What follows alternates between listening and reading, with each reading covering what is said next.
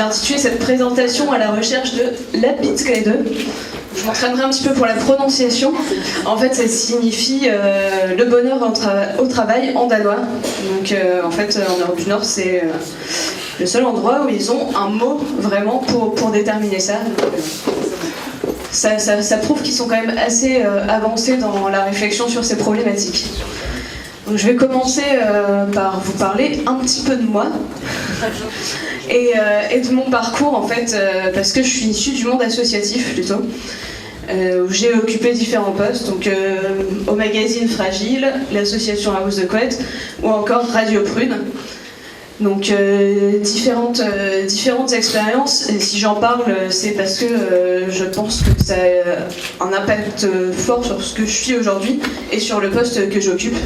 Parce que c'est vrai que dans l'associatif, c'est assez indispensable d'avoir une notion du bien-être, de passion, de relation de confiance, parce que forcément il y a un travail bénévole donc, qui implique de ne pas avoir de salaire. Donc c'est vraiment, toutes ces notions-là sont très importantes. Et pour moi c'est quelque chose de très important. En fait, je me suis jamais imaginée dans un travail qui ne me plairait pas, ou travailler avec des gens avec qui je ne m'entendrais pas. Donc voilà, ça a toujours été une réflexion que j'ai eue. Je me suis toujours posé beaucoup de questions sur ces sujets-là. Et il s'est avéré qu'il y a un an, Mathieu Legac, le CEO d'Escale, m'a annoncé qu'il cherchait un Chief Happiness Officer. Et donc me voilà arrivée chez Escale en tant que Chief Happiness Officer. Donc je vais présenter rapidement Escale. C'est une agence d'innovation web qui a été créée en 2010, donc on va bientôt avoir 6 ans, et qui regroupe une équipe de 13 personnes actuellement. Escale, c'est aussi le Startup Palace, puisqu'on est cofondateur de ce lieu qui est situé à Gralin et qui est dédié aux startups et à l'entrepreneuriat. Donc on héberge actuellement une vingtaine de startups, un groupe d'innovation de la Banque Populaire Atlantique. Et également, on est cofondateur de l'opération Éléphant, donc qui est un programme de coaching des startups. Donc ces deux initiatives qui ont été mises en place par Escale, accompagnées de Yale Audit, un cabinet d'expertise comptable, et Birming Group, qui fait de l'innovation dans les modèles économiques. Donc pour revenir un peu à la réflexion sur le bonheur au travail, c'est vrai que, comme je le disais, c'est quelque chose qui m'a toujours beaucoup intéressée, et j'ai toujours constaté que finalement il y avait assez peu de gens qui étaient vraiment heureux dans leur travail. Et on constate notamment qu'en France, il y a 61% des salariés qui sont désengagés. Donc désengagés, qu'est-ce que ça veut dire ? Ça veut dire que leur motivation, leur unique motivation, ça va être le salaire. C'est pour ça qu'ils se lèvent le matin et pas parce qu'ils ont envie d'aller au travail. Donc c'est vrai qu'on constate qu'il y a quand même énormément d'entreprises, même si ça avance et on voit beaucoup de réflexions sur ces sujets en ce moment. On constate que beaucoup d'entreprises sont très axées sur le chiffre, sur les bénéfices, et pensent un peu moins à leurs salariés et au côté humain. Et pourtant, c'est ce que disait aussi Julien de Advice tout à l'heure, les bénéfices, enfin voilà, tout dépend des salariés, c'est eux qui vont faire la richesse de l'entreprise, c'est eux qui vont participer à la croissance, donc ils sont vraiment indispensables. Et il y a beaucoup d'études qui démontrent que des salariés épanouis au travail sont plus productifs, plus créatifs, moins absents, et ils restent dans l'entreprise plus longtemps, donc ils sont plus engagés. Donc voilà, moi je me suis demandé à un moment comment on fait ça, comment on rend les salariés heureux, en fait de quoi est-ce qu'on a besoin tout simplement pour être heureux dans notre travail. Et je pense que c'est très important de différencier en fait le bonheur au travail qui va se retrouver plus sur le fond, qui va être sur du long terme, du contentement, qui sera peut-être plutôt sur la forme ou sur une victoire ponctuelle. Donc tout ça, c'est vraiment un véritable état d'esprit, et ça passe bien évidemment par les valeurs et un sentiment d'appartenance, donc qui va découler de toute la culture de l'entreprise. Donc des valeurs qui doivent être des valeurs défendues par l'entreprise, qui doivent être partagées, qui doivent être claires aux yeux des salariés. Voilà. Et donc chez Escale, je vais prendre un petit exemple de ce qu'on a pu faire récemment. On a organisé un séminaire il y a quelques mois où justement on a fait un travail de définition des valeurs, puisque chacun d'entre nous était, je pense, capable de citer ces valeurs, mais elles n'avaient jamais été réellement définies, posées avec des mots.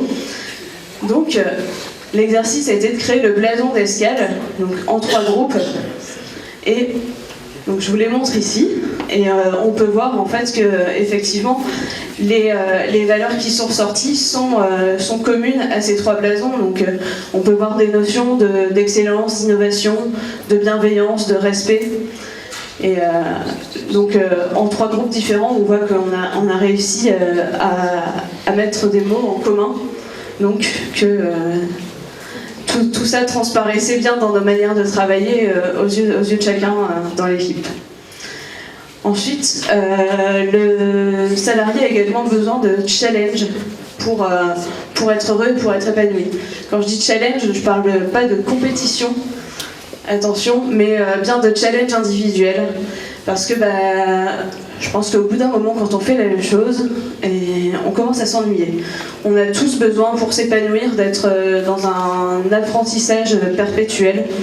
Et donc pour ça, il faut aussi que l'entreprise donne les moyens à ses salariés de faire preuve d'initiative et d'être force de proposition. Je vais vous faire une petite confidence, je suis un peu en plein challenge individuel parce que c'est pas un exercice dans lequel je suis très à l'aise. Ça se passe bien. Sortir Parfait. de confort. Ensuite, je parlerai de reconnaissance, mais même de manière plus large, en fait, de feedback, de retour. C'est très important, on a tous besoin au quotidien, dans notre travail, dans nos missions, d'échanger sur notre travail, d'avoir des retours sur ce qu'on a fait.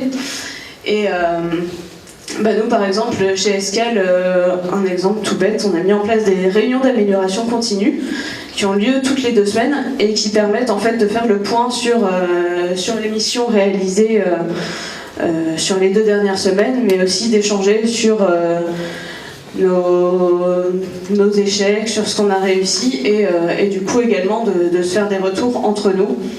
Et il est très important, je pense, de pouvoir dire à ses salariés quand on est dirigeant, mais aussi chacun à son niveau, à ses collègues, de pouvoir leur dire qu'ils font du bon travail. Ensuite, voilà, très important de passer du temps ensemble, parce que je pense qu'on peut parler de confiance pour bien travailler ensemble. Il faut avoir confiance les uns dans les autres, donc c'est quelque chose qu'on fait beaucoup chez Escale. On passe du temps ensemble, des moments informels, des moments conviviaux qu'on organise. Donc par exemple, une petite photo d'un repas d'équipe, on fait ça également toutes les 2 semaines, où quelques personnes de l'équipe vont élaborer un menu et cuisiner pour tout le monde, et on prend vraiment le temps de se retrouver et de manger tous ensemble, et sans avoir forcément la tête devant l'ordinateur. On parle aujourd'hui de tiers-lieux, de coworking, et évidemment le cadre de travail va avoir aussi un impact important, mais je tiens à dire, je pense qu'il est important d'avoir un cadre de travail sympa, mais une fois que tout ce que j'ai pu énoncer avant est existant. Parce que sinon, ça n'a pas trop d'intérêt. On a beau travailler dans des beaux locaux, si on n'a pas confiance en ses collègues ni en son patron et qu'on ne croit pas au projet, ça ne va pas nous mener très très loin. Donc je parlais justement du Startup Palace, donc évidemment on a la chance d'y être hébergé, d'avoir des locaux très sympas avec des espaces de détente, des trottinettes pour se déplacer, voilà, et beaucoup de moments aussi de partage, puisqu'on a également une Chief Happiness Officer qui s'occupe de gérer le lieu. Et d'ailleurs j'en profite pour dire que Je parle du métier de Chief Happiness Officer, mais il faut savoir que c'est quand même un métier, je pense, qui est assez propre à chaque entreprise, aux besoins de chaque entreprise. Et donc, par exemple, Emma, qui est Chief Happiness Officer du Palace, n'a pas forcément les mêmes missions que Eliane, puisqu'elle elle s'occupe d'un lieu où 90 personnes sont hébergées. Moi, je suis au sein d'une équipe de 13 personnes, donc forcément, ça peut pas mal varier d'une entreprise à l'autre. Et pour finir, j'ai envie de dire, ayez de la légèreté, de déconner, du second degré.